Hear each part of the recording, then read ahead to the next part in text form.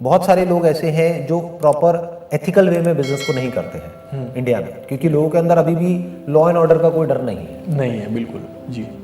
तो वो क्या करेंगे, वो आपको अटकाने की कोशिश करेंगे। ओके। इसको टिपिकल यहाँ पे लैंग्वेज में बोला जाता है, बिजनेस की लैंग्वेज में इंडिया में, नीचे लगाना सामने वाले पे। हाँ, मतलब आपको कहेंगे पेमेंट आपकी कहाँ जा रही है, 30 दिन में हम दे देंगे ना। जैसे आप पेमेंट मांगने जाओगे वो कहेंगे और माल दे दो। हाँ, आप समझ गए, पेमेंट तो दी नहीं, माल और दे दो। फिर आप माल दोगे 100 रुपए का, पेमेंट वो देंगे 50 रुपए की। हाँ, तो पहले की 100 रुपए की पेमेंट थी, उसमें से 50 दिया उन्होंने, तो 50 पुराना बाकी हो गया, 100 नया हो गया। तो 100 से कितना हो गया, 150। आपका रिस्क बढ़ गया। ये 100 रुपए बढ़ करके कब 500 रुपए हो जाएगा, 1000 रुपए हो जाएगा, आपको पता भी नहीं लगेगा। फिर एंड में जब 1000 रुपए हो जाएगा तो वो वेंडर चेंज कर देंगे। हाँ, ऐसा होता है। कहेंगे भाड़ में जाओ, हम तो उससे ले रहे हैं। और उसके पीछे भी कोई ना कोई रीजन दे देंगे।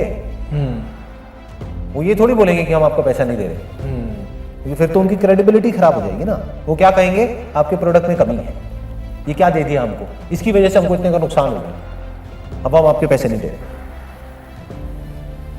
ये सब चीजें होती हैं, ये ग्राउंड रियलिटी के बारे में मैं आपको बता रहा हूँ। इसके बारे में जो फर्स्ट टाइम एंटरप्रेन्योर्स होते हैं, जो स्टार्ट कर रहे होते हैं, उनको पता ही नहीं होता, तो फंस जाते हैं। यस। तो ऐसे काम करो जहां पर अगर पैसा आपका डूब भी जाए तो आपको फर्क ना पड़े। आपका मंथली कैश फ्लो पे असर नहीं पड़ता, you will be able to maintain. 5-10% चला भी गया तो उससे बिजनेस में फर्क नहीं पड़ता ना। जी।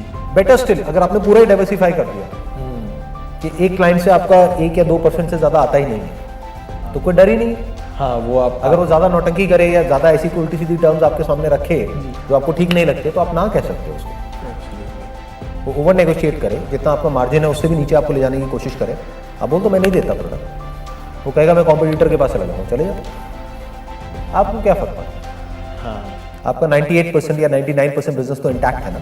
यस। ऐसे सोचा जाता है। तो जो फर्स्ट टाइम एंटरप्रेन्योर्स है सर, उनके लिए व्हाट वुड यू सजेस्ट कि suppose I have got 10 lakh rupees with me, so 1-1 lakh के 10 डिफरेंस एक्सपीरियंसेस लेना बेटर है या 10 लाख एक ही बिजनेस में लगाने के वो एक्सपोजर लेना बेटर रहेगा? 1-1 लाख 10 बिजनेस में आप लगाओ, वो बेटर है।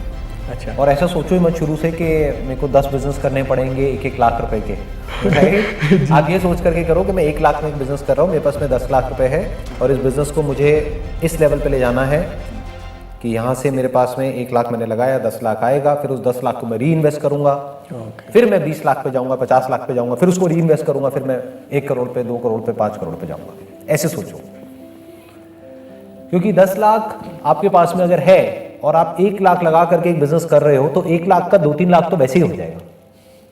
आप एस्टिमेट करोगे 10 लाख का, एक्चुअल में जब करने जाओगे तो पता लगा 20 लाख लग गया, 30 लाख लग गया, फंस गए। यस।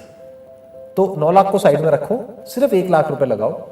अब वहां पे एक प्रॉब्लम क्या आएगी कि हमारा दिमाग कैसे चलता है कि 1 लाख में बिजनेस कैसे होगा। अरे नहीं, ऐसा नहीं है। 1 लाख बहुत बड़ा अमाउंट होता है एक बिजनेस को करने के लिए। It's all about how you are doing it, not what you are doing it. जी, ये पॉइंट इंपॉर्टेंट है, मैं दोबारा बोलूंगा। It's all about how you are doing it, not what you are doing. लोग ये समझते हैं business is all about what needs to be done, क्या करूं क्या करूं क्या करूं। अरे करने को तो बहुत कुछ है, कुछ भी करो, कैसे करोगे, दैट इज मोर इंपॉर्टेंट। जैसे मैंने अभी कोई भी नई बात नहीं करी, ऐसी बात नहीं करी कि आप वहां चले जाओ, यहां चले जाओ, ये कर लो, वो कर लो, राइट? मैंने क्या करा, जो भी आपने बोला उसी से रिलेटेड आपको एग्जांपल्स दिए हैं जो कि ग्राउंड रियलिटी पे बेस्ड है, प्रैक्टिकल। आपने ग्रोसरी की बात करी, मैंने आपको बताया कि ग्रोसरी से रिलेटेड कैसे किया जा सकता है। ऑनलाइन का मैंने आपको बताया कि कैसे किया जा सकता है, और वो भी स्ट्रेटेजिकल भी आपने जो बताया कि हनी का जो आपने एग्जांपल दिया था कि उसमें ज़्यादातर फर्स्ट टाइम एंटरप्रेन्योर्स स्टक ऐसे ही हो जाएंगे कि सारा ऑपरेशन खुद ही मैनेज करने में लग जाएंगे। तो जैसे मैं फर्स्ट टाइम कर रहा हूँ, उधर से कुछ आ रहा है, उन लोगों ने कुछ डॉक्यूमेंटेशन में गड़बड़ कर दी या कुछ ऐसे, तो वो क्लियर करने में मेरा 2-3 महीना आराम से निकल जाएगा और वो पता भी नहीं चलेगा। अदरवाइज उससे बेटर है कि just higher a professional expert, pay them, right? It is an investment not a cost. ये बेसिकली ना इंडिया में प्रॉब्लम है। यहाँ पे प्रॉब्लम क्या है कि लोगों को एक्सपर्टीज की वैल्यू नहीं पता है। इंडिया में लोगों को टाइम की वैल्यू नहीं पता है।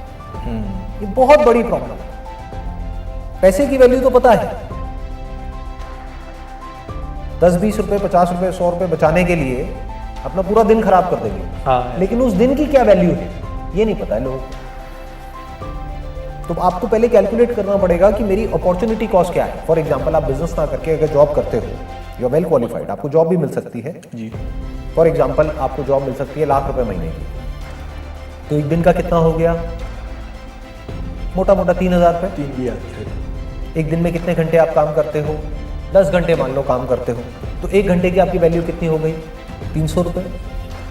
तो आपको पता होना चाहिए अपने माइंड में कि मेरे 1 घंटे की वैल्यू 300 रुपये है। तो वो हम कैलकुलेट नहीं करेंगे, हम क्या देखेंगे, अच्छा सामने वाला ये जो बंदा है ना, अगर मैं इस एजेंट को हायर करता हूँ, ये मांग रहा है एक प्रोडक्ट के ऊपर 200 रुपये, अरे बहुत ज़्यादा है, मैं उससे नहीं करूँगा, मैं तो खुद ही कर लूँगा। उस चक्कर में आप अपने 2 महीने खराब कर दोगे।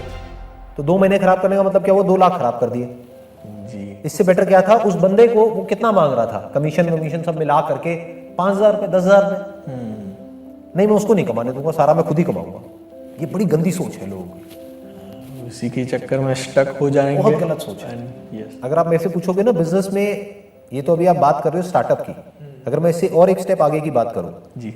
वो लोग जो होते हैं ना, जो एक ही लेवल पे स्टक हो जाते हैं, जो उससे आगे बढ़ नहीं पाते हैं, उनका थॉट प्रोसेस ये होता है कि सारा कुछ मैं खुद ही रख लूं, मैं किसी को नहीं दूंगा, ना तो मैं किसी और को अपना काम हैंड ओवर करूंगा, ना मैं किसी और को हायर करूंगा, ना मैं किसी और को पैसा दूंगा। उनका दिमाग ये चल रहा होता है कि मैंने अगर किसी को हायर किया और उसको 20,000 रुपये महीने का दिया, तो मैं उसको क्यों दूं 20,000 रुपये, मैं खुद ही कमा लूँ ना।